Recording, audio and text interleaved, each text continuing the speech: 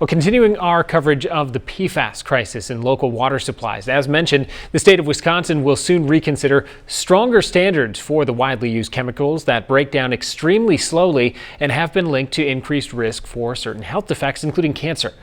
News 19's Bowen Kidrovich spoke with a couple of local leaders about what more aggressive guidelines could mean for those still unable to drink from their tap.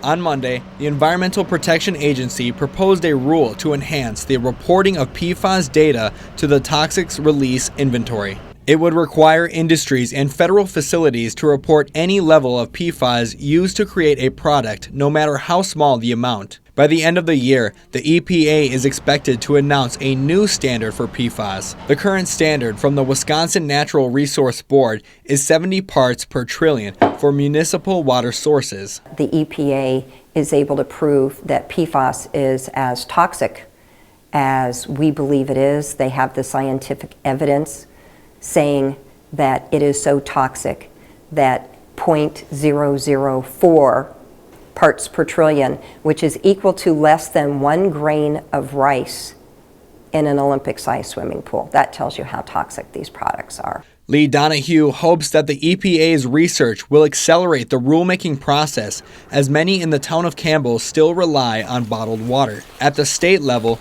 local Representative Steve Doyle says the DNR is already in talks with the board to get the state legislature involved. The Department of Natural Resources goes back and they do studies to figure out, okay, where is that threshold? What's too much? What's a safer level? And then they create a rule that says, okay, here's the limit.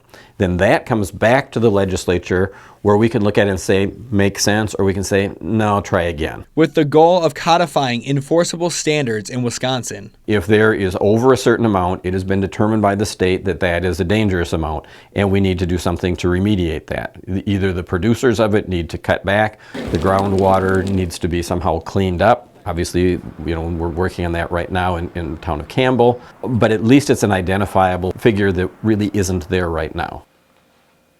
The DNR is currently accepting comments about emerging contaminants like PFAS, and Lee Donahue urges French Island residents to make their voices heard before that NRB meeting, which is set for next Wednesday, December 14th.